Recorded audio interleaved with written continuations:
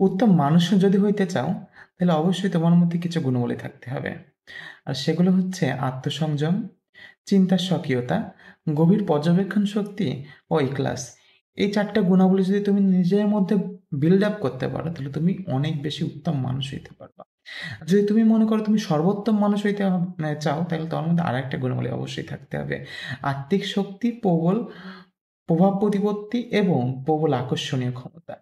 এই গুণাবলী যদি তোমার মধ্যে থাকে, তাহলে তুমি একজন সর্বোত্তম মানুষ হতে পারবে। আমাদের ইতিহাসে এরকম একজন মানুষ ছিল। তার তার নাম হচ্ছে ইমাম আবু হানিফা। যিনি যাকে ফকি শাস্ত্রের জনক বলা হয়, এবং তিনি হচ্ছে একজন তাবেঈ ছিল।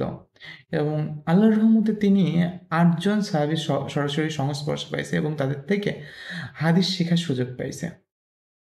ইমাম আবু হানিফাকে নিয়ে আমরা টুকটাক কম বেশি সবাই অনেক কিছুই জানি। মূলত ইমাম আবু হানিফাকে নিয়ে আজকে কথা বলতে চাচ্ছি। আর যেখান থেকে কথা বলতে চাচ্ছি সেই বইটার নাম হচ্ছে ইমাম আবু হানিফার জীবন ও কর্ম, সমকালীন প্রকাশনা থেকে প্রকাশিত একটা বই। ইমাম আবু হানিফাকে নিয়ে মূলত অনেক কথাই বলা যায়, বাট আমরা হচ্ছে মূলত আমাদের ইমামদের জীবনীগুলো পড়ি না বা তাদের জানতে চাই না। এই জন্যই মূলত আমরা আমাদের অগ্রজদের না জানার কারণে আমাদের মধ্যে অনেক বেশি দুর্বলতা সৃষ্টি হয়। আমরা যদি আমাদের অগ্রজদের জানতাম, তাহলে আসলে আমরাও সেই রকম মানুষ হবার চেষ্টা করতাম, কারণ তারাই এখন পর্যন্ত আমাদেরকে আলোকিত করে যাচ্ছে। যদি ইমাম আবু হানিফার একটা কথা বলি, ইমাম আবু হানিফার একটা উক্তি: যে ব্যক্তি দুনিয়া লাভের উদ্দেশ্যে ইলম অর্জন করে, সে ইলমের কল্যাণ ও সুফল থেকে বঞ্চিত হয়।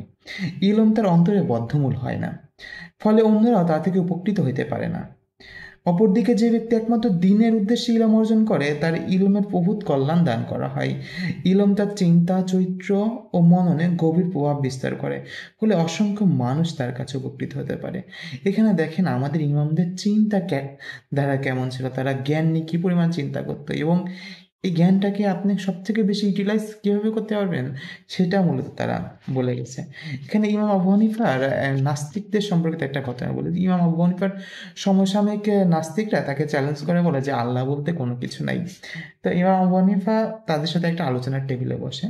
তো সেখানে বসে ইমাম আবু হানিফা প্রথমেই বলে যে আমি তোমাদের সাথে আলোচনায় যাবার পূর্বে আমি এই বিষয়টা নিয়ে একটা গল্প বলতে চাই, তোমরা যদি শোনো। তো সে বলছে ঠিক আছে বলেন। তাই বলছে যে একটা নৌকা আহ, তৈরি হয়ে গেছে, এবং সেই নৌকা একা একাই তৈরি হয়েছে, এবং সেই নৌকা থেকে নৌকা নিজের উপর একা একাই মাল বোঝাই করে নিছে, এবং সেই নৌকা একা একাই তার নির্দিষ্ট গন্তব্যে মাল পৌঁছে দিয়ে নামাই দিয়ে আবার তার গন্তব্যে ফেরত চলে আসছে। তো নাস্তিকরা বলছে এইরকম কি হইতে পারে নাকি? তখন ইমাম আবু হানিফা বলতেছে যে তোমরা যে বলতেছো যে আল্লাহ বলতে কিছু নাই, তাহলে আল্লাহ ছাড়া এই যে পৃথিবী, এই জগৎ বিশ্ব কিভাবে সৃষ্টি হইতে পারে? আপনি শুধু তার প্রজ্ঞান দিকে তাকিয়ে দেখেন যে কেমন মানুষ ছিলেন তারা। আমি ইমাম হানিফা সম্পর্কে যদি আরো বলি, একটা আজকাল তো আমরা অনেক আলিমদের নিয়ে অনেক বেশি বিতর্ক সৃষ্টি করি, অনেক বেশি একজন আরেকজনের সম্পর্কে কাদা ছিঁড়াছিড়ি করি। বাট ইমাম আবু হানিফা কেমন ছিলেন এই ক্ষেত্রে?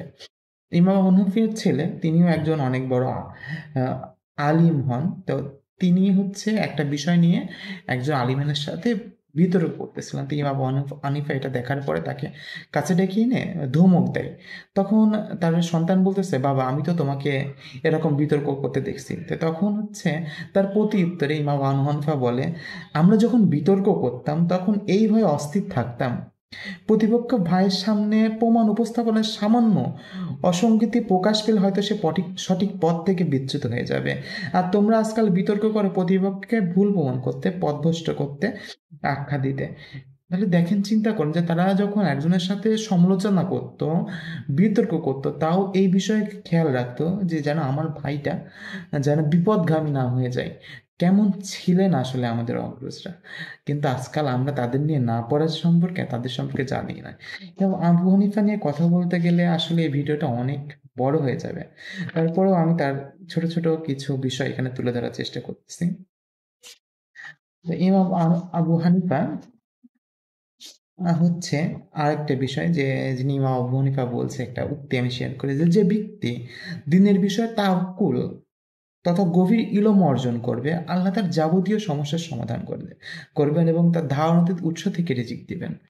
চিন্তা করেন যে এখানে তিনি কোন চিন্তা থেকে এই কথাগুলো বলছেন যে ব্যক্তি দিনের জন্য আসলে ইলম অর্জন করে আল্লাহ সন্তুষ্টির জন্য, তার রিজিক নিয়ে কখনো টেনশন করতে হয় না। আলহামদুলিল্লাহ, সুবহানাল্লাহ।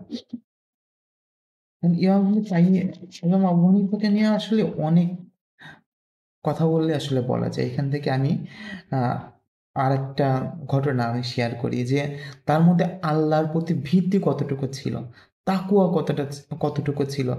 এখানে হচ্ছে মিসার ইবনু কিদাম রহমতুল্লাহ আল্লাহ বলতেছেন যে তিনি ইমাম আবু হানিফার সাথে একটা সফরে যাচ্ছিলেন। তো সফরের প্রতিমধ্যে ইমাম আবু হানিফার ভুলবশত এক ভদ্রলোকের গায়ে তার পা লেগে যায় একটু। তো সেখান থেকে ভদ্রলোক ইমাম আবু হানিফাকে সম্বোধন করে বলেন, আপনি কি কিয়ামত দিবসের ভয় করেন না? কিয়ামত দিবসে প্রতিশোধ গ্রহণের ভয় করেন না? তখন এই কথা শোনা মাত্রই ইমাম আবু হানিফা বেহুশ হয়ে পড়ে যায়, এবং যখন তার জ্ঞান ফেরে তখন সে ব্যক্তি জিজ্ঞেস করতেছে, আপনি জ্ঞান হারালেন কেন? তখন বলতেছে ইমাম আবু হানিফা বলতেছে, আমার মনে হচ্ছিল যে ওই লোকটিকে মূলত মনে হয় আল্লাহ এই কথাটা শিখিয়ে দিয়েছে, এবং আমি ভীত সন্ত্রস্ত হয়ে গেছিলাম, এই জন্য মূলত আমি জ্ঞান হারিয়ে পড়ে গেছিলাম। শুধু তাদের ইখলাস, তাদের আল্লাহ ভীতিটা কোন পর্যায়ের গেলে একটা মানুষ এইরকম হতে পারে, একটু চিন্তা করে দেখুন। আলহামদুলিল্লাহ। তারপরে আরেকটা বিষয়, যদি আমি আরেকটা ঘটনা উল্লেখ করি যে তিনি আসলে অর্থনৈতিকভাবে কতটা সচ্ছল মানুষ ছিলেন। যে ইমাম আবু হানিফা কাপড়ের ব্যবসায় ছিলেন, আমরা মোটামুটি সবাই জানি। তো ইমাম আবু হানিফা কাপড়ের ব্যবসায় এর সময় উনি কিছু কাপড় ক্রয় করেন যেখানে কিছু সমস্যা থাকে। তো উনি কাপড়গুলো বিক্রির জন্য ওনার ব্যবসায়িক পার্টনারকে দিয়ে দেয় এবং তাকে বলে যে যখন তুমি এই কাপড়গুলো বিক্রি করবা তখন তুমি হচ্ছে তাকে বলে, যার কাছে বিক্রি করবে তাকে বলে দিও যে এই কাপড়ে কিছু সমস্যা আছে, আর তুমি হচ্ছে একটু কম দাম রাখবা। কিন্তু কি হয় যে ওই ব্যক্তি কাপড় বিক্রি করে দেয় কিন্তু তার মনে পড়ে না, ভুলে যায় যে কাপড়ের সমস্যা আছে এবং কাপড়ের দাম কম রাখতে হবে। তো যখন ইমাম আবু হানিফা বিষয়টা জানতে পারে তখন তিনি আল্লাহর ভয়ে ভীত সন্ত্রস্ত হয়ে সেই লাটের যত কাপড় ছিল সবগুলো মানুষের কাছে ফ্রিতে বিলিয়ে দেন, দান করে দেন। আর সেইখানে পরে হচ্ছে 30,000 দিরহাম মূল্যের সমমূল্যের কাপড় ছিল। চিন্তা করেন যে একজনের মধ্যে তাকওয়া কি পরিমাণে হলে সে এইরকম কাজ করতে পারে। আবার আরেকটা ঘটনা বলে শেষ করবো। ইমাম আবু হানিফার শিক্ষক ছিলেন মূলত হচ্ছে ইমাম হাম্মাদ ইবনু সুলাইমান, আম, যার কাছে তিনি 18 বছর ফিকহ অর্জন করেন। তো ইমাম আবু হানিফা জ্ঞান অর্জন করতে করতে 10টা বছর ওনার কাছে অতিবাহিত করে। তো ওই সময় আহ, ইমাম হাম্মাদ এক জায়গায় সফরে যায় এবং ইমাম আবু হানিফাকে তার স্থলে অভিষিক্ত করে রেখে যায়, এবং সেই সময় তার কাছে ইমাম আবু হানিফার কাছে অনেক বেশি মাসলা আসে। তো সব মাসলা তিনি খণ্ডন করেন এবং এই 7টা নতুন মাসলা পান যেটা তিনি তার উস্তাদ থেকে শেখেন নাই। তো এই অবস্থায় যখন তার উস্তাদ ফেরত আসে এবং ওই 7টা মাসলা ইমাম আবু হানিফা লিখে রেখে এবং তার উস্তাদকে দেখায়, এবং দেখানোর পরে 7টার মধ্যে 40টা মাসলা সম্পর্কে তার উস্তাদ একমত হয় এবং বাকি 18-20টা মাসলা তার বিপক্ষে যায়। তো ইমাম আবু হানিফা সেদিন এই বলে ঘোষণা করেন যে আমি আপনার জীবন দশা আমি আর কখনো মাসলা দিব না কাউকে, এবং আপনি যতদিন বেঁচে আছেন আমি আপনার ছাত্র হিসেবেই থাকবো। আল্লাহর রহমতে সেই ব্যক্তি আরো 8 বছর জীবিত ছিল এবং আবু হানিফা ততদিনে আর কোনো মাসলা খণ্ডন করে নাই এবং উনি ওনার ছাত্র হিসেবে ছিলেন। আলহামদুলিল্লাহ, একটা মানুষের মধ্যে কি পরিমাণে জ্ঞান তৃষ্ণা থাকলে এরকম হইতে পারে। আরো কিছু ছোট ছোট ইনফরমেশন শেষ করে আমি আর ভিডিও শেষ করছি। যে আবু হানিফা খুব অল্প বয়সে হিফজটা কমপ্লিট শেষ করেন, এবং তিনি 4,000-এর অধিক শিক্ষকের কাছে আহ, দিনের ইলম অর্জন করছেন।